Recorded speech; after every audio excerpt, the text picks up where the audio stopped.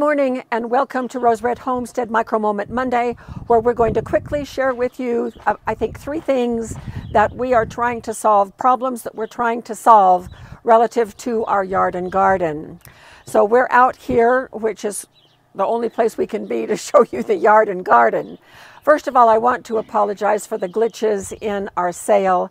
I was so frustrated with that, and I know that you were as well. I usually start and stop the sales by hand, and this time I decided to use the automatic sale presenter on our platform, and either there is something I don't understand about how to set it up, or it was not functioning properly, because 2 different times it just shut the sale right down. So from now on, I'm going back to starting and stopping sales by hand so that I can be sure that the proper length of time. One announcement I have is that, as you know, Jim has prepared a surprise for us, including me, and we are going to air that on Thursday of this week in a video on a day that we usually do not share videos. So on Thursday, those that have subscribed will receive a notification, and Jim's short video will come on and he will explain what the surprise is, and I don't think you want to miss it.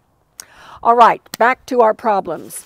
So what Canaan Mountains, come down the mountain, come through the fields, and run down our road, because we live on a road that slants downward and we're at the downward end. And so some of us have ditches in front of our place that we have put in place, but ours weren't deep enough and our culvert was too small around.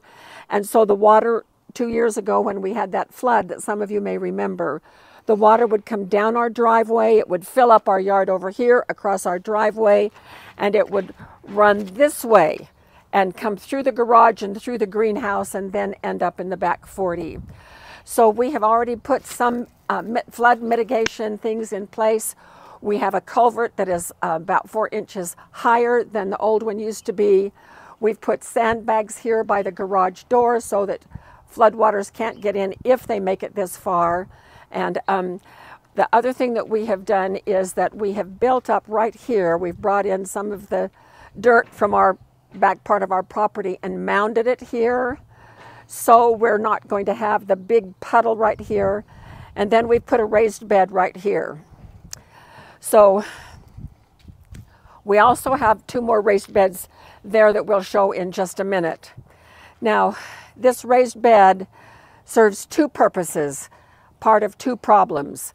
One is it is for flood mitigation, and the other thing, for 13 years we have put up with a wind tunnel. The wind blows this way, and between the house and the garage, it just is terrible wind. And we've had extra bad wind this spring, which has exacerbated the wind tunnel effect. So I did a lot of research, and I am planting plants right here that will help as a windbreak. Now, this little stone pathway that I'm on right here is part of our flood situation and rainy situation, because our driveway is too narrow for us to have adequate access. When my big truck is pulled right here, whoever's in the passenger seat usually would have to step out in the mud if it has been raining, or if there's water along this part of the driveway, which there often is. So this is one problem that we are just in the process of finishing up, is this little walkway. Step out of the truck, get on this little platform, and then cut across this way, avoiding the water in the driveway, and cut to this sidewalk. So now let's come this way. So I am standing in the wind tunnel right now. So hopefully those plants, probably not this year, but over the coming 2 or 3 or 4 years, will get tall enough so that they can help block the wind.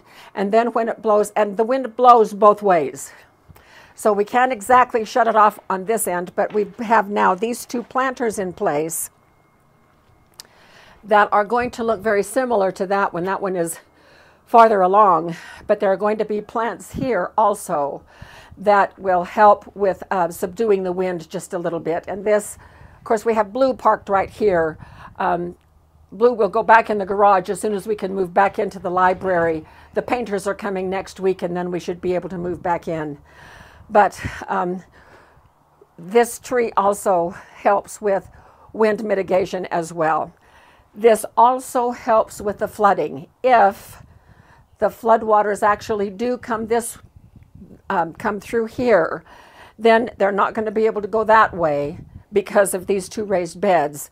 We are funneling them out toward the back 40 where they can do anything they want to back there. So we're going to head back to the Vigo Gardens where Jim is going to talk about our last problem that we're working on today. Okay, we're out here in our Vigo Gardens and we've got a major problem. The major problem is we have fall leaf dumps every year, and we've got them all over the place. So what we want to be able to do is do something with them. And what we've decided to do is go ahead and look at the idea of giving padding to the walkways all the way around our Vigo Gardens, and also we're talking about putting leaves that have been shredded out in some of the tree areas. So what I'm going to do is I'm going to go ahead and pour some of these leaves into our shredder, see what it looks like, and kind of go from that point. Okay, I can talk about the shredder too. So the shredder, pour the leaves in here, or the debris, whatever it is, turn it on, and turn it off. Anything that comes out will come out from the bottom. And what's interesting is that if we used to put these in huge bags, and the bags would weigh 50, 60, 70 pounds, and we would throw them into our Vigo Gardens for fertilizing purposes. And what we found was that the leaves were not packed in enough to be able to hold the water. So I'm going to go ahead and pour these leaves in, and let's see what happens.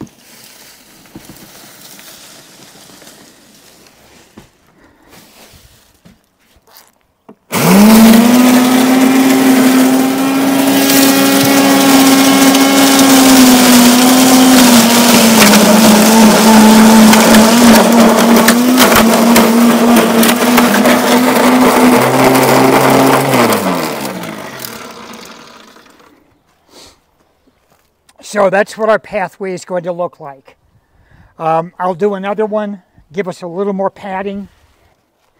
Okay, so what we want to be able to do is go ahead and continue shredding the leaves along this back end. Again, we'll go all the way around each one of these. And we probably want to have it about 1 inch thick.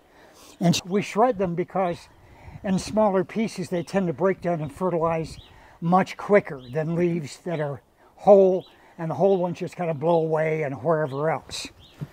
So let's put these in. See what it looks like. And one of the things is, as you're doing this, do not start your shredder first, because it has little wires on it and you may stick your hand down too far and hurt yourself. Again, the turn on, turn off mechanism is right here.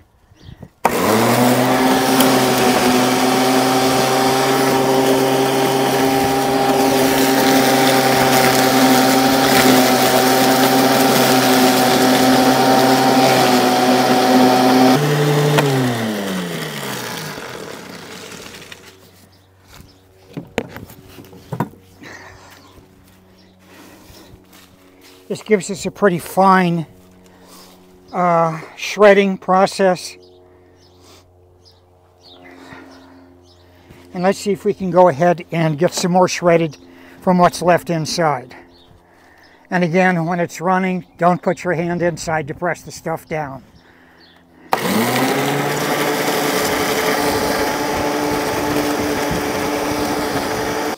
It's the same kind of line. The line that you have is the same kind of line that you have for weed trimmers. Weed eaters and that kind of thing.